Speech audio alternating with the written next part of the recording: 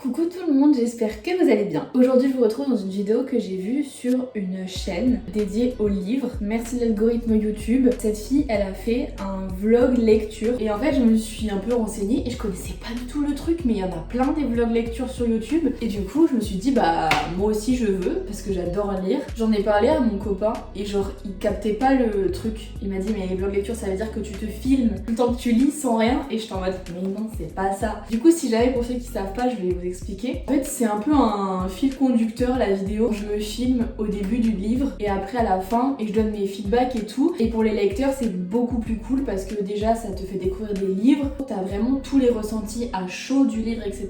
On va commencer avec celui que j'ai commencé hier. Ça s'appelle Il était un loup. J'en suis déjà à la page 119 mais c'est encore le tout début du livre. Il fait 460 pages. J'adore les thrillers, j'adore les policiers, j'adore les trucs un peu plus légers. J'adore tout ce qui est lié aux sorcières et à la Wicca et j'aime beaucoup aussi le fantasy. Le livre que j'ai dans les mains aujourd'hui, c'est un livre qui m'a beaucoup plu en termes de couverture. Il est juste magnifique, il a des super reflets dorés. Je sais qu'il y a des gens, les couvertures ça ne les dérange pas qu'elles soient très vides, très fades, très unies. Moi c'est vraiment ce qui m'appelle à la lecture donc j'aime beaucoup quand il y a des belles couvertures. En gros, pour l'histoire de ce que j'ai commencé, c'est Cathy qui est une auteure ou une autrice, je sais jamais trop comment on dit, de thrillers, de policiers, etc. Et en fait, elle a été kidnappée. Il lui impose un dilemme. Soit tu écris des histoires comme tu écris dans tes livres, donc d'horreur, de meurtre, etc.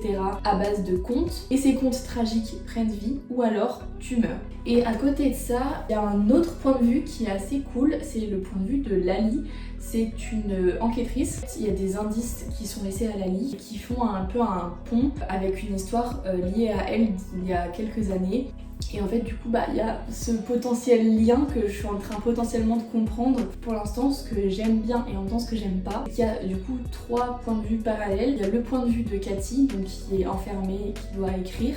Il y a le point de vue de Lali qui essaye du coup de mener l'enquête. Il y a aussi un autre point de vue qui est juste les contes en fait que Cathy écrit. Et du coup c'est assez compliqué dans ma tête là actuellement de jongler entre les personnages. Il n'y a pas de signe distinctif pour savoir c'est quel personnage exactement. Et du coup il faut toujours un petit moment d'adaptation. On sait que quelques lignes mais c'est quand même pas très fluide à lire je trouve. J'espère que ça va bientôt se délier et que je vais pouvoir me familiariser avec tous les noms etc. Rendez-vous quand j'aurai bien avancé quoi. Pero si al ver digo tu nombre ya verás quién es. Quédate, quédate luna, quédate, quédate luna, quédate, quédate luna, quédate, quédate luna. Je reviens 2 jours plus tard, je viens de terminer à l'instant. Il était un loup. Autant vous dire que j'ai été vraiment assez déçue de la fin. En gros, j'ai vraiment pas compris le revirement d'écriture. Franchement, si on me disait qu'il y avait eu 2 auteurs sur ce livre, je l'aurais cru tellement le dénouement est étrange. Dans la première partie du livre, c'est vraiment purement du policier. Et voilà, il y a toute une enquête qui se mène, etc. Et à un moment donné, à partir de la deuxième partie, ça part en cacahuète totale. Il n'y a plus vraiment de policier, ça dérive sur du fantasy. Comme vous avez pu voir dans les précédents plans, il y a des moments où vraiment je ne comprenais pas ce que j'étais en train de lire. En fait, moi dans ma tête, quand j'ai pris ce livre, je m'attendais à voir un policier de A à Z. Et en fait, j'ai commencé à voir qu'il y avait des incohérences. Ce qui se passe dans ce livre, ça n'arrive absolument jamais dans la vraie vie, ce n'est pas possible, ce n'est pas réel. Et c'est pas ce que j'attendais dans ce livre-là, du coup j'étais en mode... Qu'est-ce que c'est? Des espèces de dimensions parallèles en fait que j'ai pas capté. Et du coup ça m'a un peu bloquée et j'ai pas du tout aimé la fin. C'est comme si en fait l'autrice avait voulu tellement vite finir le livre parce qu'elle avait trop hâte de montrer que en gros ça change un peu d'habitude, que j'ai du mal à vraiment rester accrochée et à aimer l'évolution de l'univers. Pour les personnes qui aiment le mélange de policier fantasy, je vous le conseille. Pour ceux et celles qui n'aiment que le policier ou que le fantasy, je vous conseille pas parce que moi j'adore les deux, mais pour moi c'est 2 univers qui ne vont pas trop ensemble. Le policier est quelque chose de très sombre, de très mystérieux, et le fantasy c'est quelque chose de plus léger, de plus doux, et vraiment d'irréel pour s'évader. Et je trouve que là, en tout cas, le mélange des deux est étrange. Il y a même des passages, en fait au début et à la fin du livre, on a un mot de l'autrice qui dit comme quoi les personnes qui lisent des policiers, ce sont aussi les méchants de l'histoire, parce que c'est les lecteurs qui alimentent l'envie et le besoin des auteurs d'écrire des trucs horribles. Enfin, j'étais en mode bah Madel, tu vas quand même pas te plaindre qu'on te paye pour tes œuvres. Enfin bref, franchement très déçue de ce livre. La première partie était incroyable, il y aurait vraiment eu un potentiel fou si ça s'était arrêté là. Voilà, tant pis. Et maintenant on va passer au deuxième livre que je vais entamer. On monte à l'étage, je vous montre ce que c'est. Alors, il est juste ici, au-dessus de vous, dans ma bibliothèque. C'est le livre Frost. J'ai découvert sa 4e de couverture il y a une semaine et je pense en boucle à cette histoire. Et en fait, pour le Girlfriend Day, c'est mon copain qui me l'a offert, donc je suis trop contente. J'ai trop hâte de le lire parce que déjà l'histoire est folle et surtout il y a une... Comment on appelle ça? Je sais plus. Ah, plus le terme, mais je pense que vous captez ce que je veux dire. C'est un livre très fin, très court. Il y a même pas 350 pages, donc ça je pense qu'en 2 jours c'est bouclé. Et c'est quelque chose qui est 100% fantastique. J'ai trop hâte de le lire. Ce soir mon copain voit des amis, du coup bah je vais directement le commencer ce soir. J'ai trop hâte. Et puis bah je vous retrouve vers le début pour vous donner mon feedback.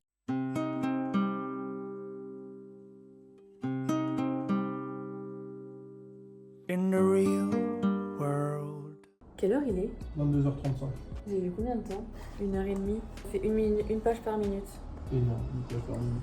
Tu trouves? Moi je trouve que c'est pas du tout rapide. Tu passes 2 fois plus de temps facile. J'ai lu 2 heures ce soir. Je suis presque à la moitié du livre et tout ce que je peux dire c'est que c'est hyper agréable à lire, c'est hyper fluide. Vraiment j'ai pas du tout senti les 2 heures passer. Pour l'instant il y a beaucoup de descriptions, de mise en contexte, mais c'est tellement fluide que je le vois pas du tout. D'habitude ça me saoule en fait quand les histoires sont longues à démarrer et tout. Là il y a juste tellement de détails, le monde du livre est tellement ouf et j'aime tellement que genre ça me dérange pas de lire 120 pages d'entrée en matière. Et de toute façon en fait de ce que j'ai compris, vu que là il y a marqué livre 1, c'est qu'il y aura plusieurs autres tomes.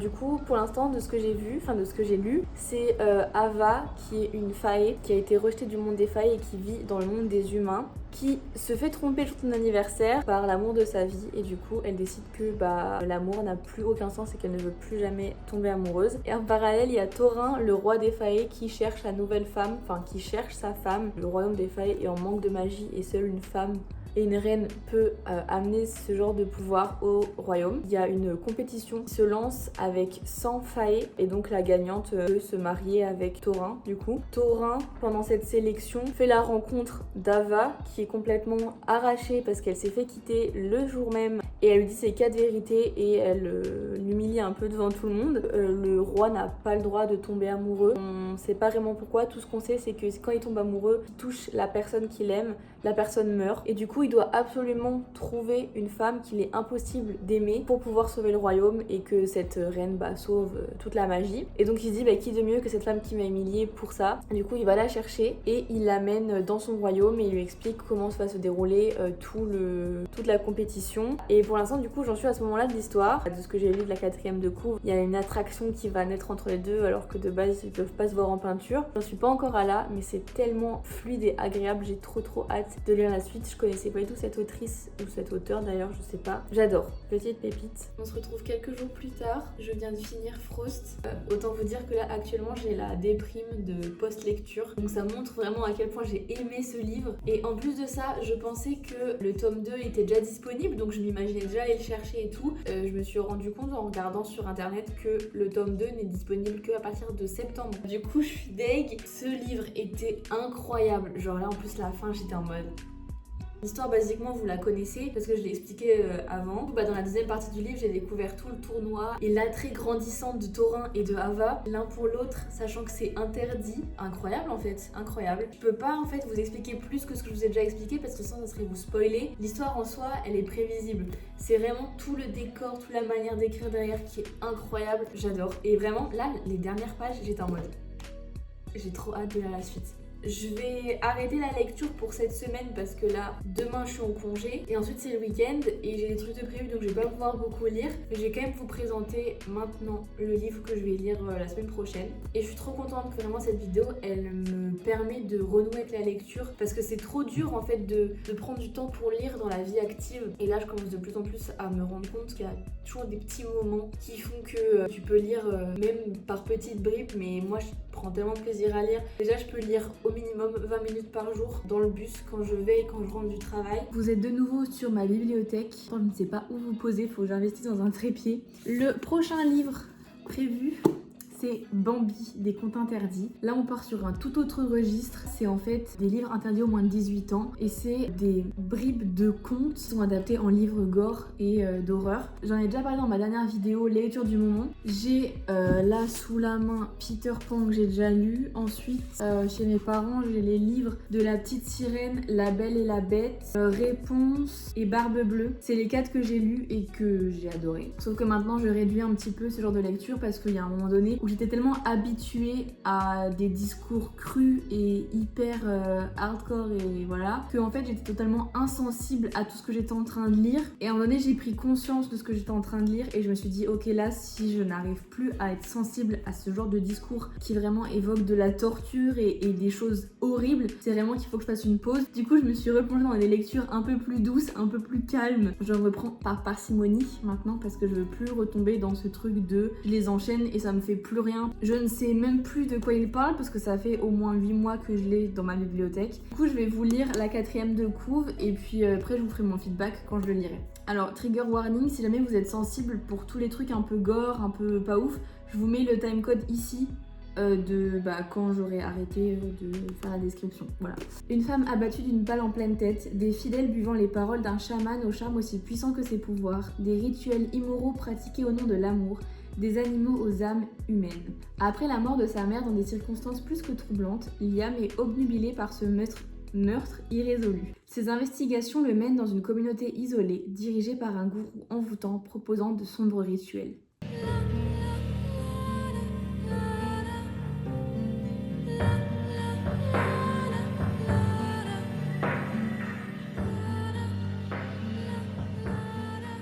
Est-ce que ça tient ? Le téléphone est actuellement posé sur le ventilateur qui lui-même n'est pas très stable, donc j'espère vraiment que ça va tenir le temps du plan. Je reviens donc quelques jours après. Ce livre est terminé, je l'ai terminé hier soir. Du coup je vais pouvoir vous en parler un peu plus puisque je ne connaissais pas du tout l'histoire d'avant, vu que chaque fois dans les contes interdits la description est assez floue. Donc en gros c'est l'histoire de Liam qui a perdu sa mère à l'âge de ses 7 ans, qui maintenant est un adulte et qui travaille etc.